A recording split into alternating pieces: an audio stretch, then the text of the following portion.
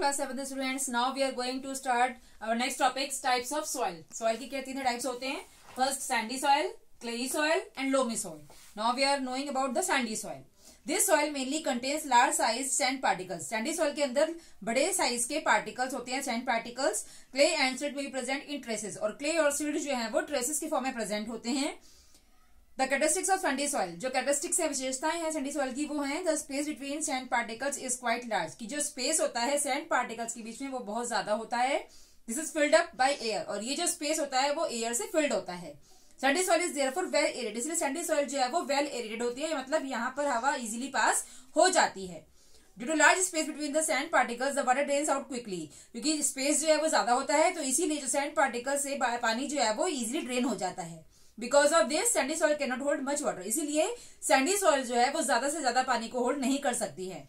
Sandy soil therefore tends to be light and dry, इसलिए sandy soil जो है वो लाइट होती है और ड्राई होती है, सूखी होती है. This is a disadvantage of sandy soil, और ये सैंडी सॉइल की डिसएडवांटेज है. Sandy soil can be plough easily, sandy soil को हम इजिली प्लो कर सकते हैं.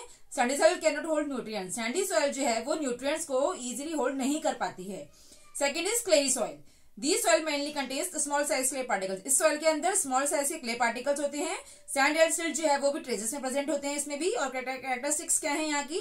Since this particle size is quite small, क्योंकि जो size particles होता है, size जो होता है particles का वो बहुत ज्यादा छोटा होता है. तो particles are compactly arranged, इसलिए particles जो बहुत आपस में जुड़े हुए होते हैं. Because of this very little air can be trapped, इसी वजह से जो air है वो बहुत कम ट्रैप होती है इनके बीच में. Clay soil can hold much water, clay soil जो है वो ज्यादा से ज्यादा पानी को होल्ड कर सकती है. Water drains out very slowly through clayey soil, इसलिए क्लेई सॉइल से पानी जो है वो बहुत कम, बहुत धीमे गति से ड्रेन आउट होता है, बाहर निकलता है.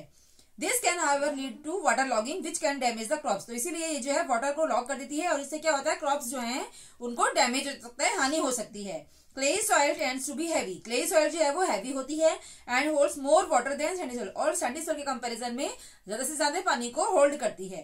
Clayey soil is difficult to plough, clayey soil को जोतना बहुत मुश्किल होता है. Clayey soil can hold nutrients, लेकिन क्लेई सॉइल जो है वो न्यूट्रिएंट्स को होल्ड कर सकती है. So that's all today, thank you, have a nice day.